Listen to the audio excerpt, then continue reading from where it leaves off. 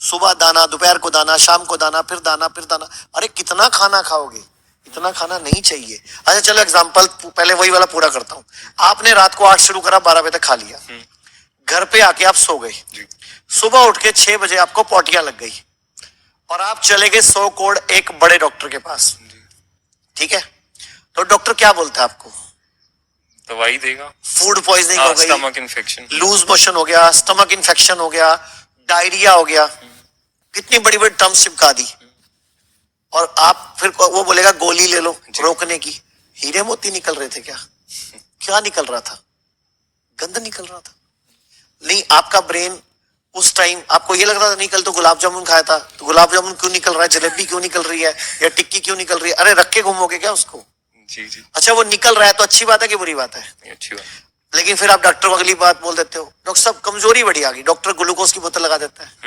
आपने बॉडी की इंटेलिजेंस पे क्वेश्चन कर दिया। बॉडी इंटेलिजेंट थी, बॉडी ने कचरा निकाला। चलो उसी टाइम आप चले गए 100 करोड़ आयुर्वेदिक डॉक्टर के पास।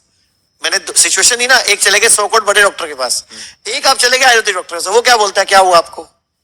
वो बोलता है बॉडी सियानी है, जो कर रही है उसको करने दो जी। इससे आप डिसाइड करो कि डॉक्टर कौन से के पास जाना चाहिए, जो food poisoning, infection, loose motion, diarrhoea बोल रहा है, या कह रहा है जो बॉडी सियानी है, जो हो रहा है होने दो। डॉक्टर कौन सा अच्छा है? Second one.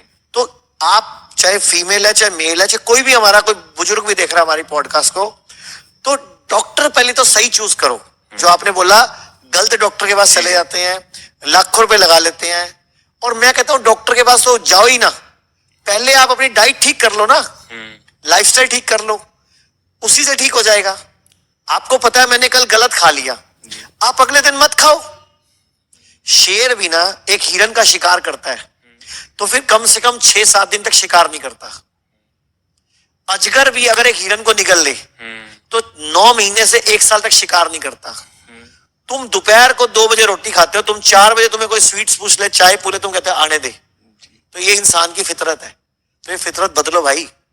हमारे पूर्वज क्या कहते थे, हमारे आयुर्वेद में क्या लिखा है, who eats once is yogi, who eats twice is bhogi, who eats thrice is rogi. यानी कि जो 1 बार खाए वो योगी, जो 2 बार खाए वो भोगी, जो 3 बार खाए वो रोगी। और आप चेक करो हमारा हिंदुस्तान 8 बार खा रहा है।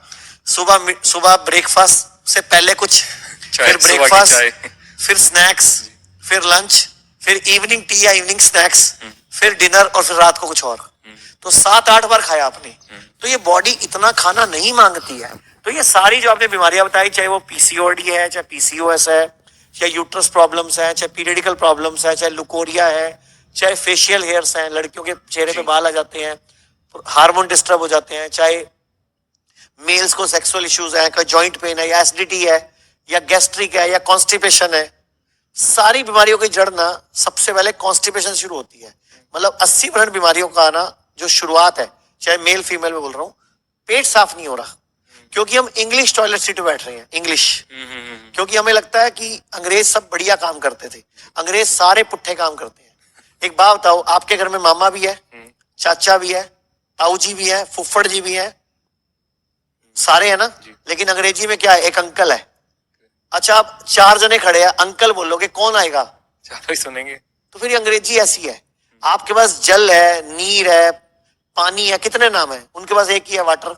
नाली का पानी भी वाटर, कीचड़ का पानी भी वाटर, स्विमिंग पूल का पानी भी वाटर, समुद्र का पानी वाटर, गंगा का पानी वाटर। तो फिर, और उनके पास एक और प्रॉब्लम है, उनके पास कोई सॉल्यूशन नहीं है।